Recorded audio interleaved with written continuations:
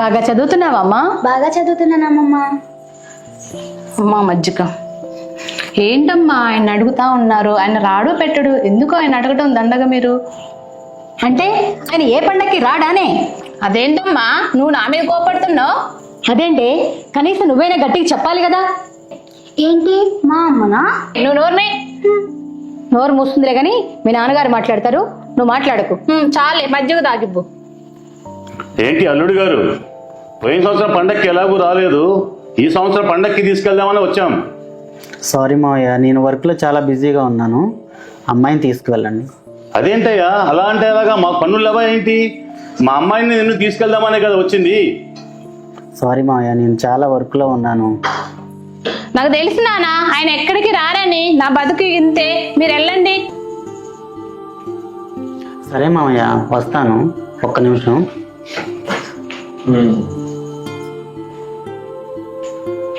చూసావా మీ నాన్నగారు ఎలా ఒప్పించారు? అవునమ్మా చాలా హ్యాపీగా ఉంది నాకు. హే అమ్మమ్మ, మన ఊరు వెళ్తున్నాం. సరే బంగారు తల్లి. హలో ఏమండి, మీ అల్లుడు గారు ఇంటి కోసం లోన్ తీసుకున్నారు, నెలకి ఈఎంఐ 30,000 కట్టాలి, మీరు కడతారు? అడగమన్నాడు మిమ్మల్ని. అదేంటి ఆయన లోన్ తీసుకుంటే నన్ను అడగడం ఏంటండి? అవన్నీ నన్ను అడుగుతారేంటండి, మీ అల్లుడిని అడగండి. మీ అల్లుడి నెంబర్ ఇచ్చాడు, మేము ఫోన్ చేసాం. సరే సరే అర్జెంట్గా పంపించండి. సరే సరే మా అల్లుడితో మాట్లాడి సెటిల్ చేస్తాంలేండి, సరేనా? మీరు చూసుకోండి, పంపించండి. హలో హలో హలో మేము మీ మనవరాలు అన్విత స్కూల్ నుంచి మాట్లాడుతున్నాము. స్కూల్ ఫీజు 2 లక్షలు కట్టాలమ్మా, తొందరగా పంపించండి, ఈరోజు లాస్ట్ డేట్. నన్ను అడుగుతున్నారేంటి? మా అల్లుడు గారికి చెప్పండి. మీ అల్లుడు గారే మీ నంబర్ ఇచ్చి మిమ్మల్ని అడగమన్నాడు. మీకు ఏమైనా ఉంటే మీరు చూసుకోండి, ముందు స్కూల్ ఫీజు పంపించండి. సరే అండి, అడిగి చెప్తాను.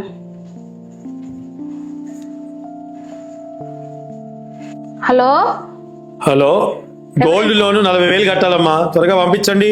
నన్ను అడుగుతున్నారేంటి? మీ ఆయన నిన్నే అడగమన్నాడమ్మా. నన్ను అడగమన్నారా? అవును, మా ఆయన వచ్చాక చెప్తాలేండి. త్వరగా పంపించండి. మామయ్య గారు బయలుదేరదామా? ఏంటి బయలుదేరేది? ఈ హౌసింగ్ లోన్ ఈఎంఐ కట్టలేదంట, ఇది నన్ను కట్టమని చెప్పావట ఏంటి? అదేంటి అల్లుడు గారు, మనవరాలు ఫీజు కట్టమని నాకు కాల్ చేశారేంటి? గోల్డ్ లోన్ కట్టమని నాకు ఫోన్ చేశారేంటి? మరి ఎవరు కట్టాలి? ఎవరు కడతారు? ఆడవాళ్ళు కడతారా? ఇంటికి మగాడివి నువ్వు కట్టాలి కదా.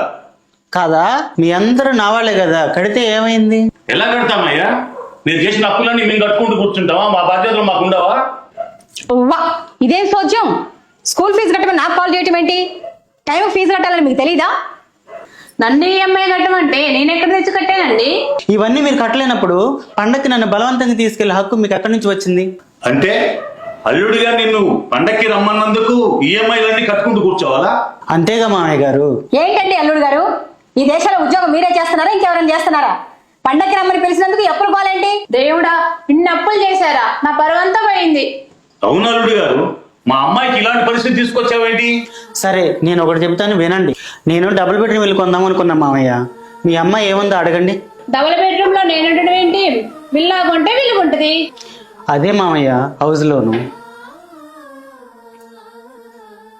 ఏదో నాకు తగ్గట్టు పాపని చిన్న స్కూల్లో చదివిద్దాం అనుకున్నా, అందుకు మీ అమ్మాయి ఏముందో అడగండి అత్తయ్య.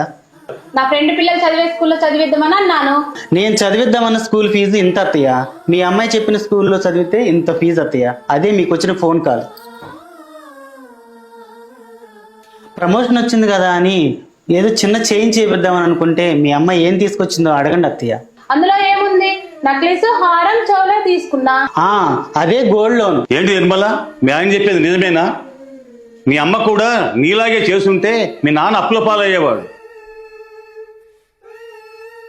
పులిని చూసి నక్క వాత పెట్టుకున్నట్టు ఎదుటి వాళ్ళు ఎలా ఉన్నారో వెంటనే వాళ్ళలాగా ఉండాలనుకోవటం చాలా తప్పమ్మా. అలా చేస్తే సంసారాలు నిలబడవు.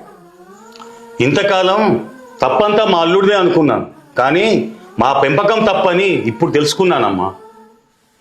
సారీ డాడీ, మీరు పేరెంట్స్ మీటింగ్కి రాకపోతే నా మీద ఇష్టం లేదనుకున్నాను. I'm so sorry daddy. నువ్వు నాకు సారీ చెప్పడం ఏంటి తల్లి, నువ్వు నా బంగారు తల్లివి. ఏమండి, ఇదంతా నా వల్లే జరిగిందండి, మిమ్మల్ని అర్థం చేసుకోలేకపోయానండి, నన్ను క్షమించండి. లే నిర్మల, మన ఇద్దరి మధ్య ఇవన్నీ ఎందుకు? నా కూతురు క్షమాపణ అడగడంలో తప్పే లేదయ్యా, నా కూతురు చేసింది తప్పే. జీవితంలో ఎదగాలనుకోవడం తప్పు కాదమ్మా. ఒకేసారి ఆకాశాన్ని అందుకోవాలనుకోవడం చాలా తప్పు. దానివల్ల ప్రమాదం కూడా అమ్మా. భర్తను అర్థం చేసుకోవడం ఒకటే కాదమ్మా, భర్త సంపాదన ఏంటి, మన ఖర్చు ఏంటో ఆలోచించుకొని నడుచుకోవాలి. కూర్చొని తింటే కొండలైనా కరిగిపోతాను సామెత ఊరికే రాలేదమ్మా. పెద్ద చదువు చదువుకున్నాం, ఏదో ఒక ఉద్యోగం చేసుకుని సాఫీగా ఉండొచ్చు కదా. చూడమ్మా నిర్మల, ఆశ అనేది ప్రతి మనిషికి సహజంగా ఉండాల్సిందే. అది మనిషి ఎదుగుదలకు తోడ్పడే విధంగా ఉండాలి కానీ వేరే విధంగా ఉండకూడదమ్మా. నీ సంసారాన్ని చక్కగా సర్దిద్దుకో తల్లి, జాగ్రత్తగా ఉండండి. అదేంటమ్మా, మా తల్లిదండ్రులు అయ్యుండి అల్లుడు గారికి సపోర్ట్ చేస్తున్నారు అనుకుంటున్నావా? అల్లుడు గారు కూడా ఒక తల్లి కన్న బిడ్డే కదమ్మా. తప్పులు తప్పు అని చెప్పినప్పుడే నిజమైన తల్లిదండ్రులు అనిపించుకుంటావమ్మా. పండక్కి నా మనవరాల్ని ముందే తీసుకెళ్తాను, మీరు వీలు చూసుకొని రండమ్మా. అల్లుడు గారు, మీరు పండగకి రాకపోయినా మేమే వస్తాం. మనమంతా ఎక్కడ కలిస్తే అక్కడే పండగ, అప్పుడే పండగ. ఏమంటావు? అలాగేనండి. మనసును కదిలించే కథలు ఇవి కేవలం కల్పిత కథలు మాత్రమే.